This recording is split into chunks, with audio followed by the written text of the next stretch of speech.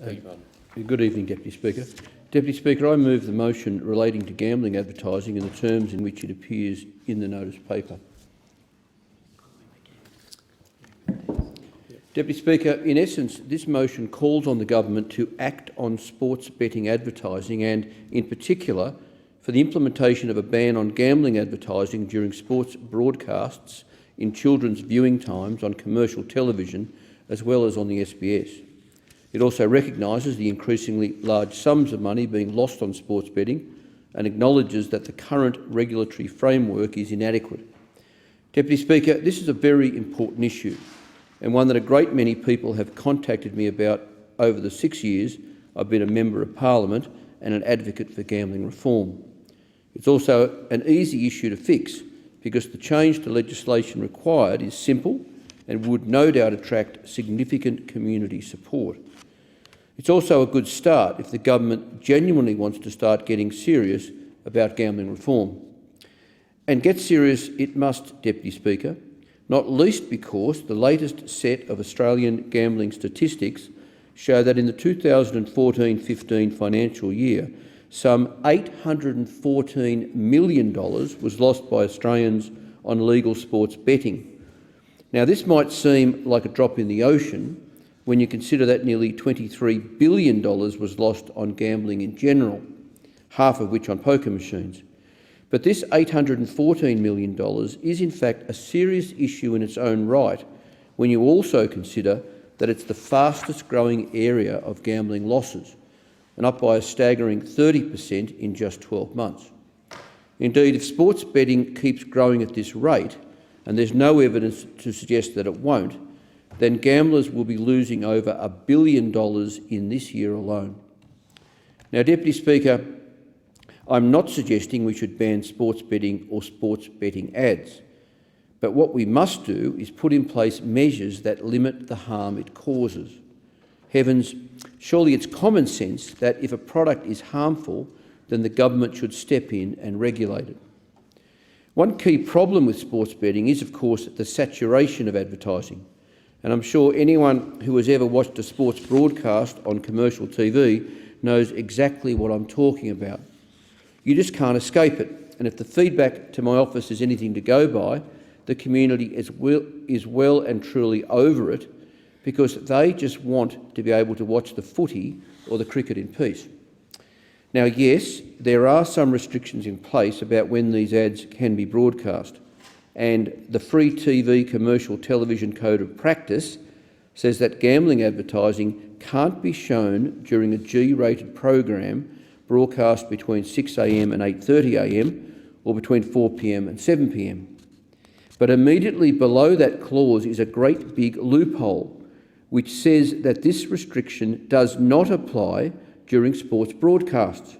So in other words, there's nothing whatsoever stopping or limiting betting ads during sports broadcasts themselves and the sports section of news broadcasts, for that matter, when children are watching. Deputy Speaker, as a father of 2 young daughters, I well understand the community concern about the impact of all of this on children. Clearly, the restrictions during G-rated periods are designed to protect children from inappropriate advertising, which is why the exemption for sports is so nonsensical, because that's the time not only when children are watching, but when they're watching their sporting heroes in particular. Crikey, we know that children are especially susceptible to advertising and hero worship, and that gambling advertising has a real and measurable impact on the children who are subject to it. For example, a Deakin University study just this year showed that 3/4 of children surveyed could recall at least one sports betting brand, and 1/4 of children could identify 4 or more brands. The study also showed that children as young as 8 could recall things like bonus bets and cashback refunds after watching sports broadcasts. No wonder there's a real concern, backed up by evidence, that the proliferation of gambling advertising during sport is normalising gambling for children. Deputy Speaker, the solution is simple. What the government should do is amend the Broadcasting Services Act 1992 to explicitly ban gambling advertising during all children's viewing times, including sports broadcasts. This isn't my idea. This is what gambling reform advocates have been calling on for years. It's what the Joint Select Committee on Gambling Reform recommended in the 43rd Parliament. It simply shouldn't be left up to the commercial TV industry to self-regulate. Moreover, not only do we know that self-regulation doesn't work, there's also a fundamental conflict of interest. Remember, the gambling industry is the fourth biggest spender on TV advertising in Australia, so you can see why the TV stations don't want to give up that revenue.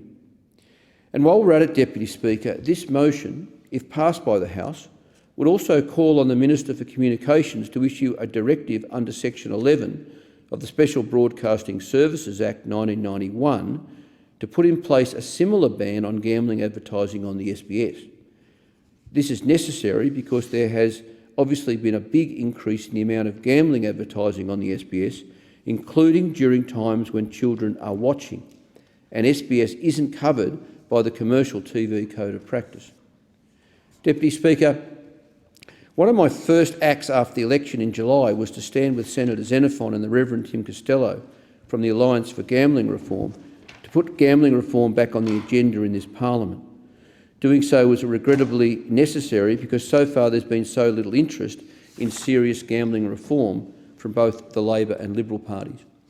Yes, we did achieve some reform in the 43rd Parliament, despite Prime Minister Julia Gillard reneging on her deal with me for meaningful poker machine reform. But even the modest reform we did achieve was overturned by the coalition government after the 2013 election with, I would add, the support of the Labor Party in the Senate.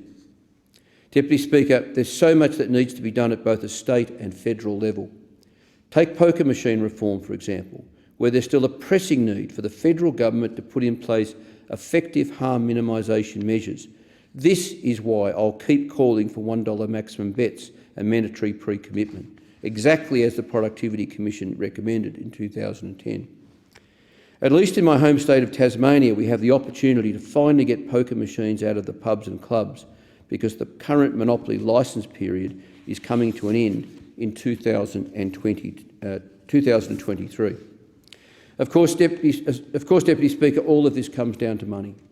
The major parties simply refuse to give up the enormous donations they get from the gambling industry. The states and territories don't want to give up the taxation revenue they get from the gambling addicts, and the commercial TV stations don't want to give up the revenue from the gambling advertisers. Deputy Speaker, whenever we talk about gambling addiction, it's easy to use facts and figures and to look at how much money is lost every year. But let's not forget that a huge amount of this money is lost by gambling addicts. And they are a mother or father, a son or a daughter, a brother or sister, a husband or a wife, a friend or a work colleague. They are real people with real challenges. Thankfully, though, Deputy Speaker, there are men and women of good heart in the Labor and Liberal parties who would like to see gambling reform. Indeed, the Prime Minister himself is on the record before he became Prime Minister as being concerned about the harm caused by problem gambling. Moreover, there's no doubt that the community overwhelmingly wants to see gambling reform, and in particular restrictions on gambling advertising. Regrettably, though, when Senator Xenophon put this same motion to vote in the Senate recently, it was voted down by both the Liberal and Labor parties. But despite this, I still hold out hope that members in this place, if only because we're directly accountable to our local communities and popularly elected, can bring themselves to see the harm caused by gambling in their communities and actually do something about it. How refreshing would that be? Politicians putting the public interest ahead of political self-interest.